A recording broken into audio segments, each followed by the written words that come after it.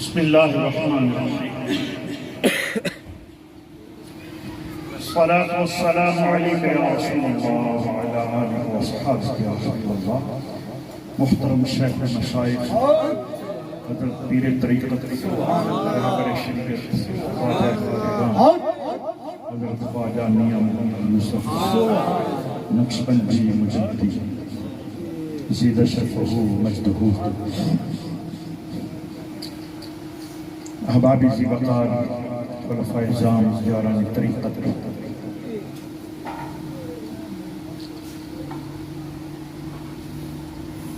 آج سالانہ محافل میلاد کے سلسلے کا آغاز ہو رہا ہے اور احبابی ذی وقار سفر میلاد کا آغاز ہمیشہ کی طرح شیخ طریقت اپنی جنم بھوم سے کرتے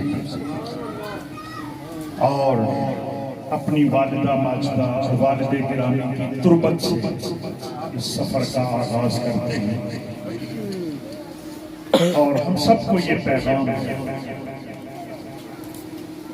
کہ تمہارے سفر ارتقاء کا آغاز تمہارے والدین کی آغوش کرم سے ہوگا. پہلے والدہ ماجدہ کو ان کے مزار پر انوار پر آ کر سیلوٹ کرتے ہیں اور یہ اصل میں پیغام تاجدار کائنات نے عطا فرمایا. یاد رکھیے سیدہ آمینہ طیبہ طاہرہ رسول کریم صلی اللہ علیہ وسلم کا ابھی 6 سال کی عمر ہے. والدہ ماجدہ کی معیت میں ابوا کی وادی سے گزر رہے تھے. سیدہ ام ایمن کے ساتھ بیمار ہوئی، وصال ہو گیا. اور سیرت ابن حشام نے لکھا ہے سرکار کی والدہ ماجدہ کے جو آخری کلمات کو قلم تک بند کیا ہے سیرت نگاروں نے. اور وہ کلمات کیا تھے؟ آپ فرماتی ہیں کل حی کل جدید بالغ، ہر نئی چیز میں پرانا ہو جانا ہے. وَكُلُّ حَيٍّ يَمُوتُ وَمَيِّتٌ، اور ہر زندہ نے موت کی آغوش میں چلا جانا ہے. اور میں بھی موت کی آغوش میں جا رہی ہوں، مگر لوگوں یاد رکھو وَذِكْرِي بَاقٍ، میرا ذکر قیامت تک جاری و ساری رہے گا. لِأَنِّي تَرَكْتُ خَيْرًا وَوَلَدْتُ طُهْرًا، اس لیے کہ میں نے ایک پاکیزہ نفس قدسی کو جنم دیا ہے اور میں اپنے پیچھے خیر چھوڑے جا رہے ہیں. جب خیر چھوڑ کر جانے والے ہوں تو پھر ذکر بلند سے بلند ہوتا چلا جاتا ہے. یقیناً وہ اس بات کی حقدار ہیں کہ ان کی تربت کو سیلوٹ کیا جائے جنہوں نے اس طرح کا شیخ مکرم آپ کو بخش دیا.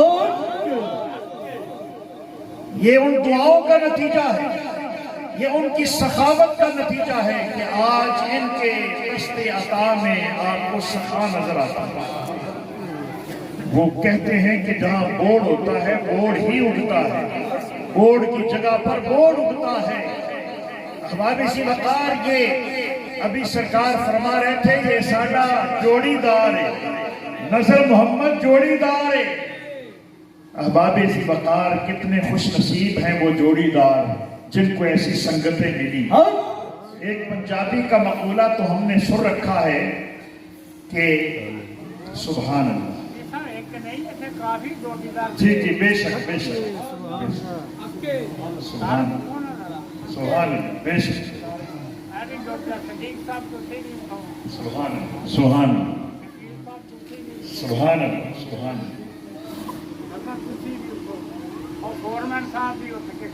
ماشاء اللہ سبحان سبحان سبحان. نظر کرم ہے جڑا رنگ دیتا رنگ چڑھا دیتا. آندے نہیں کچا رنگ للاری والا چڑھتا رہتا رہتا پکا رنگ مرشد والا. احبابی جی وقار میں پنجابی کا مقولہ سبحان اللہ، اللہ ان سنگتوں کو آباد رکھے، تو وہ بڑا معروف مقولہ ہے، آپ سب سنتے ہیں کہ خربوزہ خربوزے کو دیکھ کر رنگ پکڑتا ہے۔ ایک خربوزہ پکتا ہے تو پھر ساتھ دوسرا بھی پکنا شروع ہو جاتا ہے، تو وہ رنگ پکڑتا ہے۔ کیا کہنے ان سنگتوں کے جنہوں نے ایک ایسی شخصیت کو دیکھا اور اپنے رنگ بدلنے شروع کر لیے۔ اس طرح کا، اور لوگ شاید سمجھتے ہوں گے کہ کیا ان کے پاس علم تسخیر ہے، کیا جادوگری ہے کہ کبھی ہم جولیوں پر جادو چل رہا ہے، کبھی وہ صوفی عبداللہ غیر مذہب ہونے کے باوجود وہ بھی سرکار کا گرویدہ ہو گیا، اس کو آپ کی مجلس ملی چند روز کے لیے، تو وہ جب مجلس میں پہنچے تو فرمایا آج ماحول بدلا بدلا لگتا ہے۔ سبحان اللہ۔ میں صوفی عابد صاحب کو یہ مبارکباد پیش کروں گا، مفصل گفتگو تو انشاءاللہ رات کو ہوگی، مگر یہ ہے ظہر کا وقت بھی قریب ہے، اور میں سب سنگیوں کو یہ مبارکباد پیش کروں گا کہ اللہ تعالیٰ اس گلشن کو آباد و شاد رکھے۔ اور میں یہ عرض کرتا، یہ سرکار کی جنم بھوم ہے، یہ اس دھرتی سے آپ کا خمیر تیار ہوا تھا، اس خطے سے، تو الحمدللہ آج وہ خمیر جو ہے، جیسے قرآن میں ہے یعجب الزراع لیغیظ بہم الکفار، فرمایا ریفارمر جب اپنی فصل کو دیکھتا ہے تو اس کا دل باغ باغ ہو جاتا ہے۔ فارمر جب کسان اپنی فصل کو دیکھتا ہے، پہلے دیکھتا ہے کہ میں نے سہاگا مار دیا ہے، میں نے پانی دے دیا ہے، میں نے ہل چلا دیا ہے، میں نے گوڈی کر دی ہے، جب صبح ہوتی ہے تو نرم و نازک کونپنے باہر نکلی ہوتی ہے۔ سبحان اللہ۔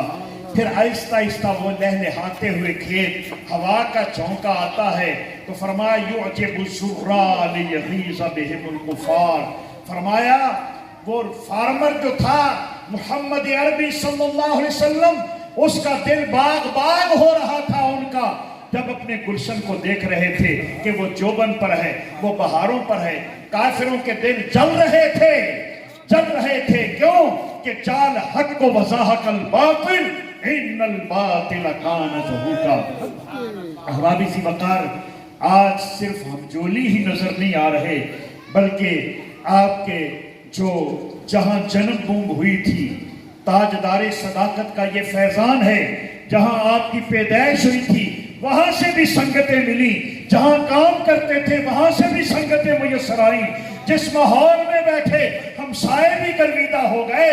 یہی پیغمبرانہ روش ہوتی ہے، یہی مظہر مصطفی ہوتی ہے، اسی کا نام مظاہر محمدیت ہوتی ہے۔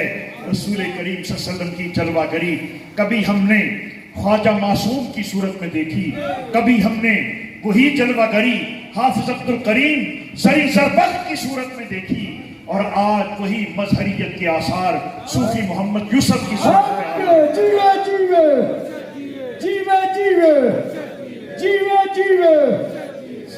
میں مبارکباد پیش کرتا ہوں، خاص طور پر کراچی سے آج کل کے زمانے میں سفر کر کے ہمارے یہ سنگی آئے ہیں، ہم ان کو ویلکم کرتے ہیں، اہلاً و سہلاً مرحبا کہتے ہیں۔ یہ سفر کر کے آئے اور انہوں نے محبتوں کا ثبوت دیا۔ اللہ تعالیٰ ان پر ہمیشہ شیخ طریقت کا دست رحمت، دست شفقت سب کے سامنے حال رہے۔ ان سنگتوں کو اللہ ہمیشہ آباد و شاد رہے۔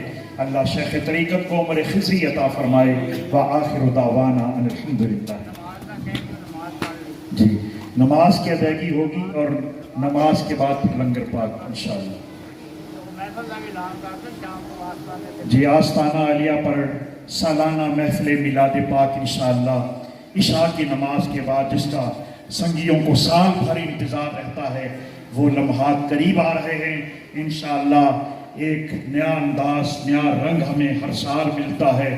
سرکار کا میلاد بھی ہوتا ہے، محبوب کبریا کا بھی ذکر ہوتا ہے، اور خود خدا کا بھی ذکر خیر ہوتا ہے، اور پھر شیخ طریقت کی جب سمت ملتی ہے تو محفل کو 4 چاند لگ جاتے ہیں۔ تو یہ 4 چاند انشاءاللہ ہم رات کو اس کا نظارہ کریں گے۔ وآخر دعوانا